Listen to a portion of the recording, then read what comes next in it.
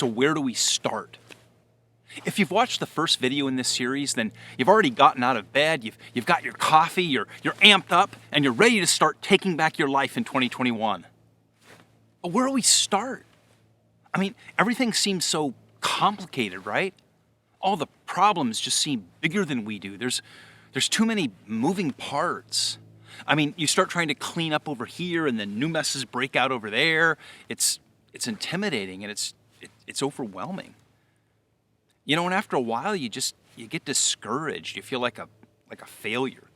Like you're incompetent and you're incapable of really changing anything in your life. Well, let's start by seizing the initiative.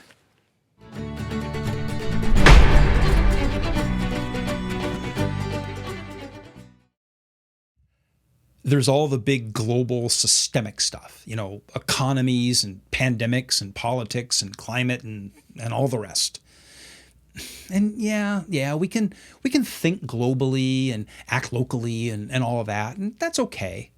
But too often we just become pawns to parties and movements and somebody else's agendas, just kind of jerked around by politicians and the media, just jumping around, reacting, and trying to keep up with forces that, truthfully, no one really understands or can predict, much less control. And it all just makes us anxious and guilty. But we tell ourselves that if everyone takes little actions and complies, it'll add up to change the big things. And, you know, maybe not. But too often we just try to absolve ourselves of guilt and virtue signal about causes.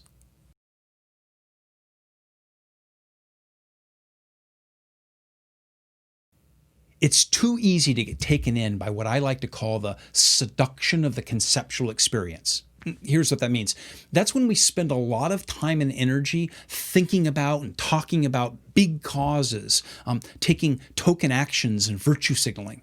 And then somehow believing that we've solved all these big problems when all we've really done is just ignore the actual problems in our real day-to-day lives and exchange those for these sort of conceptual actions about big conceptual things.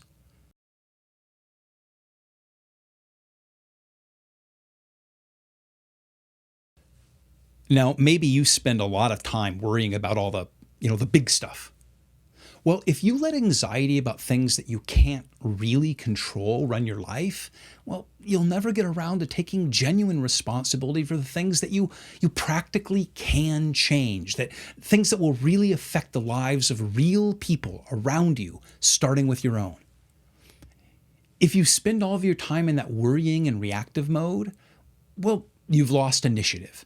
You've lost the ability to actually initiate action and to determine the agenda for your life and to gain momentum on solving real problems in your life or the lives of the people around you.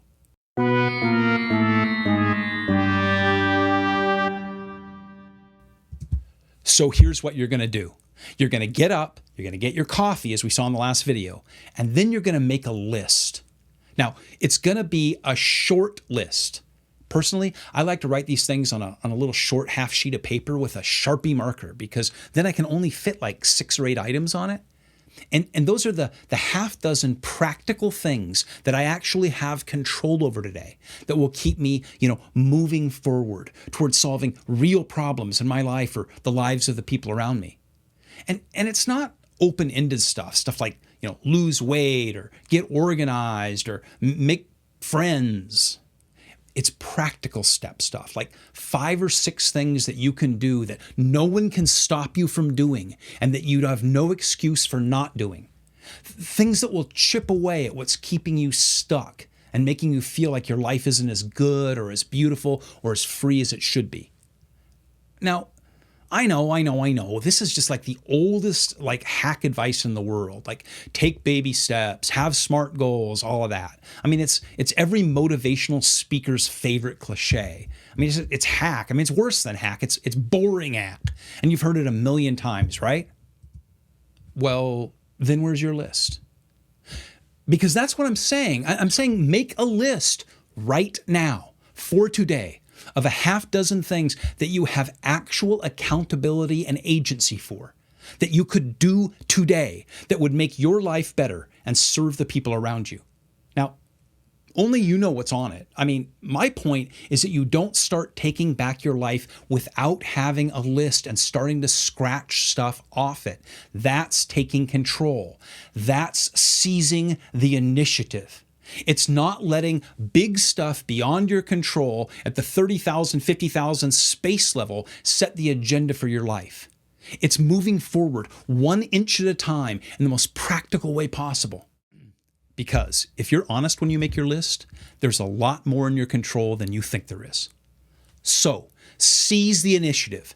Get your coffee, make your list, and let's start getting stuff done. This is the Take Back 21 challenge.